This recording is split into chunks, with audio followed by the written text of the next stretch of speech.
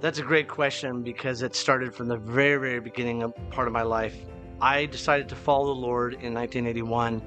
In 1982, I had moved to a new community and I had not been baptized, and I realized I needed to be baptized.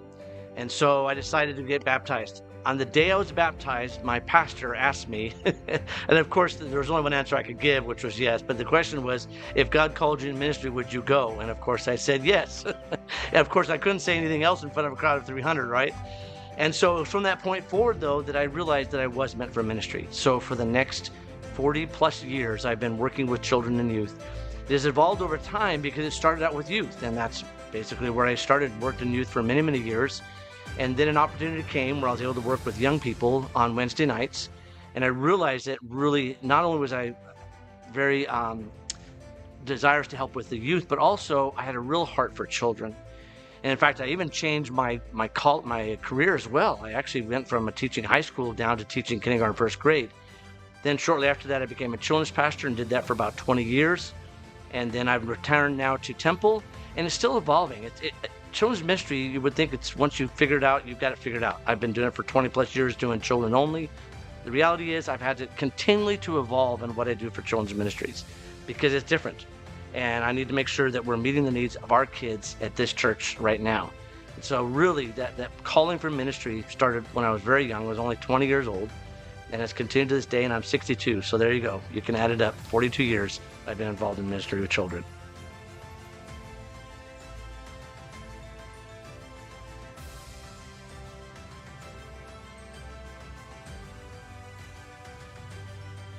I would say probably the story that most comes to mind on how God works in my life so that I know that I'm being obedient to Him. I think that's the biggest thing, is learning how to be obedient to Him. In 1981 or 2, when I first became a Christian, I was very, very poor. I was obviously a college kid, didn't have any money. And I was working a job, though, at night that gave me the opportunity to read my Bible. The problem was I couldn't carry around a big Bible, but I could carry around a small one if I had it. I just didn't have the money to buy one. And I had a roommate that I would not say was a very nice guy. It was not nice at all. He made a number of threats to me, actually, and eventually had to leave that place and find another roommate. But it was during one of these days, and I was thinking about being what I could do to really find a way to get this Bible, and I've been thinking about it and praying about it. And then God said, get rid of all the music that's really harmful to you. So I started going through all of my records. I was going through, cleaning it out. I was on the floor, again, living in obedience to God. And my roommate comes in and he says, I have just been at the college campus and someone was handing these out. I thought you might like one. And as he walks by the room, he tosses this Gideon's Bible into my lap. There's a New Testament and Proverbs and Psalms. I knew then that God can even use evil people who mean harm to me, in order to bring goodness towards His people. That deeply affected me, and for the rest of my life, I knew that whatever situation I was going to be in, God was going to watch over me, and it didn't matter how it was going to happen. It could happen through good people, it could happen through evil people, but somehow He made it work, and I am so grateful for all of that.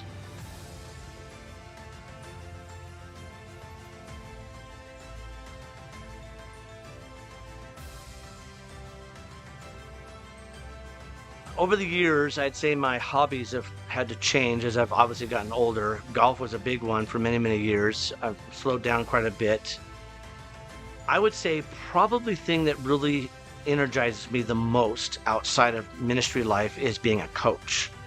And I've coached in all different areas of life, not just personal life. I've coached people through ministry, but I've also been a coach working with kids. I've coached volleyball. I've coached wrestling and baseball.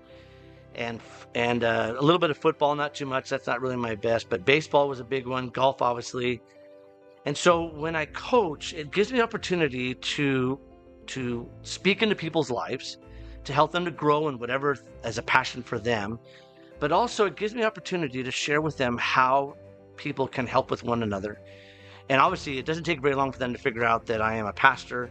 And sometimes even they would even call me Pastor Brian, even though I was Coach Brian. And so they come to know me as that person that not only helped in the church, but also help outside. So probably my biggest passion outside the church would be coaching.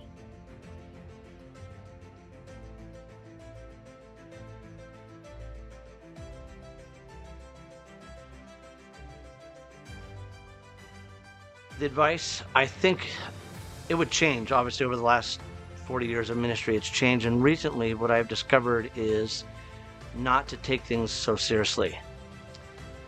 Not that it's not important. That's not what I mean. Let me share with you in this way.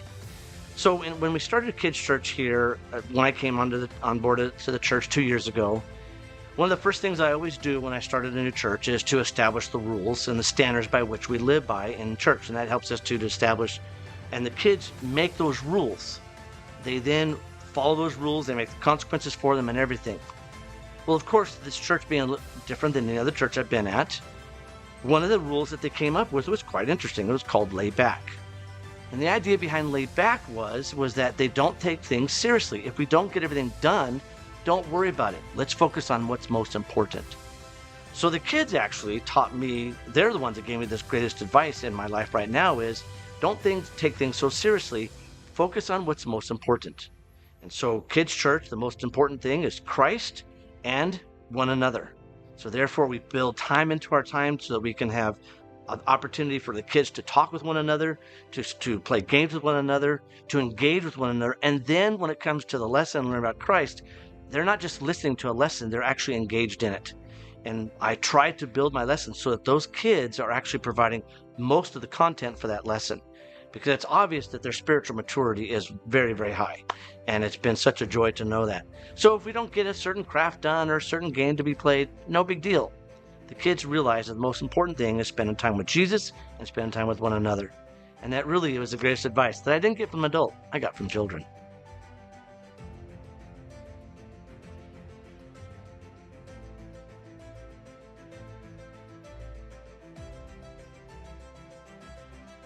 Over the years, it's actually changed depending on where I was in life. Over the last 10 to 15, it's been a passage out of Micah. Basically, the passage goes into doing what is right, seeking justice, and then to walk humbly with God. For me, every single day, I need to find opportunities where I can do what's right. But it also means more than that. Also, standing up for what is right for others as well.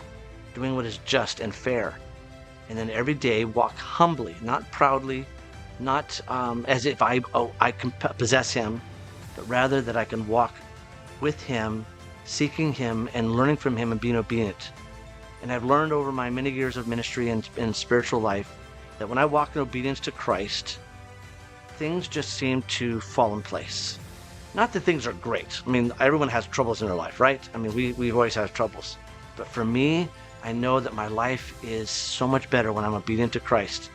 And I know where I'm at. I know I'm doing what he's asked me to do. To me, I think that's the heart of what Micah was trying to get at when he was speaking to the people. And he's saying to them, please do what's right. You're asking what God wants you to do? Here's the answer. Do what's right. Seek justice and walk humbly with God. And that's what I try to do every single day.